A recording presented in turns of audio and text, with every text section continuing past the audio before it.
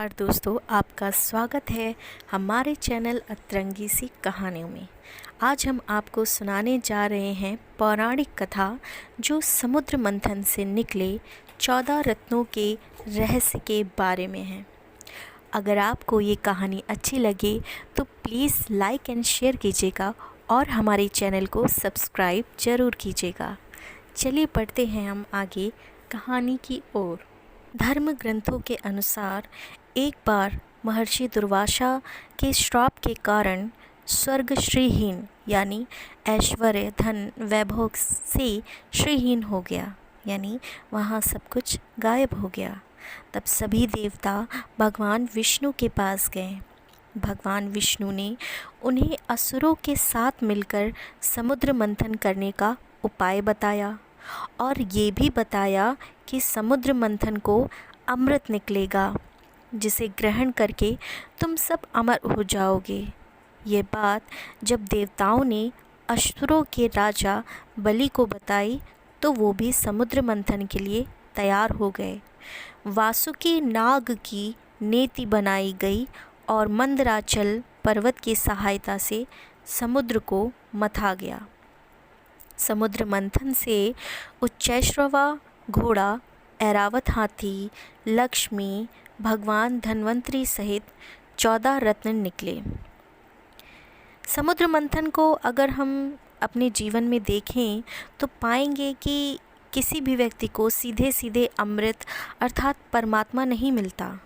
उसके लिए पहले मन के विकारों को दूर करना पड़ता है और अपनी इंद्रियों को नियंत्रित करना पड़ता है। समुद्र मंथन में 14 नंबर पर अमृत निकला था। इस 14 अंक का अर्थ है ये हैं 5 कामेंद्रियाँ, 5 ज्ञानेंद्रियाँ तथा अन्य 4 हैं मन, बुद्धि, चित्त और अहंकार। इन सभी पर नियंत्रण करने के बाद हमें परमात्मा प्राप्त होते हैं। तो समुद्र मंथन में जो 14 चीज़ें निकली थीं उनके बारे में हम बात करते हैं। पहला था कालकूट विष। समुद्र मंथन में से सबसे पहले कालकूट विष निकला जिसे भगवान शिव ने ग्रहण कर लिया। इससे तात्पर्य यह है कि अमृत अर्थात परमात्मा हर इंसान के मन में स्थित है। अगर हमें अमृत की इच्छा है तो सबसे पहले हमें अपने मन को मथना पड़ेगा। जब हम अपने मन को मथेंगे तो सबसे पहले बुरे विचार ही बाहर निकलेंगे। यही बुरे विचार विष हैं। हमें इन बुरे विचारों को परमात्मा को समर्पित कर देना चाहिए और इनसे मुक्त हो जाना चाहिए। दूसरी चीज़ जो मंथन से प्राप्त हुई थी वो थी कामधेनु। समुद्र मंथन में दूसरे क्रम में निकली थी कामधेनु। वो अग्निहोत्र अर्थात यज्ञ की सामग्री उत्पन्न करने वाली थी, इसीलिए ब्रह्मवादी ऋषियों ने उसे ग्रहण कर लिया। कामधेनु प्रतीक है मन की निर्मलता की, क्योंकि विष निकल जाने के बाद मन निर्मल हो जाता है। ऐसी स्थिति में ईश्वर तक पहुंचना और भी आसान हो जाता है। समुद्र मंथन के दौरान तीसरे नंबर पर उच्चैश्रवा घोड़ा निकला। उच्चैश्रवा घोड़ा, इसका रंग सफ़ेद था। इसे असुरों के राजा बलि ने अपने पास रख लिया। आज हम समाज में देखें तो उच्चैश्रवा घोड़ा मन की गति का प्रतीक है। मन की गति ही सबसे अधिक मानी गई है। यदि आपको अमृत अर्थात परमात्मा चाहिए तो अपने मन की गति पर विराम लगाना होगा, तभी परमात्मा से मिलन संभव है। समुद्र मंथन में चौथे नंबर पर ऐरावत हाथी निकला। उसके 4 बड़े बड़े दांत थे। उसकी चमक कैलाश पर्वत से भी अधिक थी। ऐरावत हाथी को देवराज इंद्र ने रख लिया। ऐरावत हाथी का प्रतीक है बुद्धि का और उसके 4 दांत लोभ, मोह, वासना और क्रोध का प्रतीक हैं। चमकदार बुद्धि से हम इन विकारों को काबू में रख सकते हैं। समुद्र मंथन में 5वें नंबर पर निकली थी कौस्तुभ मणि, जिसे भगवान विष्णु ने अपने हृदय पर धारण कर लिया। कौस्तुभ मणि प्रतीक है भक्ति का। जब आपके मन के सारे विकार निकल जाएंगे तब भक्ति ही शेष रह जाएगी। यही भक्ति ही भगवान ग्रहण करेंगे। अब बात करते हैं समुद्र मंथन से छठे क्रम में निकले कल्प वृक्ष की। ये कल्प वृक्ष इच्छाओं को पूरी करने वाला है, इसलिए देवताओं ने इसे स्वर्ग में स्थापित कर दिया। कल्प वृक्ष प्रतीक है अपनी इच्छाओं का। कल्प वृक्ष को अगर हम समाज से जोड़ें तो पाएंगे कि आप अमृत अर्थात परमात्मा प्राप्ति के लिए प्रयास कर रहे हैं, तो अपनी सभी इच्छाओं का त्याग कर दें। मन में इच्छाएं होंगी तो परमात्मा की प्राप्ति संभव नहीं है। समुद्र मंथन में 7वें क्रम में रंभा नामक अप्सरा निकली। वह सुंदर वस्त्र और आभूषण पहने हुए थी। उसकी चाल मन को लुभाने वाली थी। ये भी देवताओं के पास चली गईं। अप्सरा प्रतीक है मन में छिपी वासना का।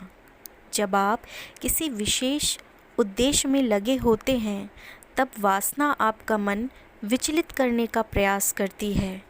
उस स्थिति में मन पर नियंत्रण होना बहुत ज़रूरी है। 8वें नंबर पर समुद्र मंथन से निकली थी देवी लक्ष्मी। असुर, देवता, ऋषि ये सभी चाहते थे कि लक्ष्मी उन्हें मिल जाए, लेकिन लक्ष्मी ने भगवान विष्णु का वरण कर लिया। समाज में लक्ष्मी प्रतीक है धन, वैभव, ऐश्वर्य और अन्य सांसारिक सुखों का। जब हम परमात्मा प्राप्त करना चाहते हैं, अमृत रूपी परमात्मा को प्राप्त करना चाहते हैं, तो सांसारिक सुख भी हमें अपनी ओर खींचते हैं, लेकिन हमें उस ओर ध्यान न देकर केवल ईश्वर की भक्ति में ही ध्यान लगाना चाहिए। समुद्र मंथन से 9वें क्रम में निकली थी वारुणी देवी। भगवान की अनुमति से इसे दैत्यों ने ले लिया। वारुणी का अर्थ है मदिरा यानी नशा, और ये एक बुराई है। नशा कैसा भी हो, शरीर और समाज के लिए बुरा ही होता है। परमात्मा को पाना है तो सबसे पहले नशा छोड़ना होगा, तभी परमात्मा से साक्षात्कार संभव है। समुद्र मंथन में 10वें क्रम में निकले चंद्रमा। चंद्रमा को भगवान शिव ने अपने मस्तक पर धारण कर लिया। चंद्रमा प्रतीक है शीतलता का। जब आपका मन बुरे विचार, लालच, वासना, नशा आदि से मुक्त हो जाएगा, उस समय वह चंद्रमा की तरह शीतल हो जाएगा। परमात्मा को पाने के लिए ऐसा ही मन चाहिए। ऐसे मन वाले भक्त को ही अमृत अर्थात परमात्मा प्राप्त होता है।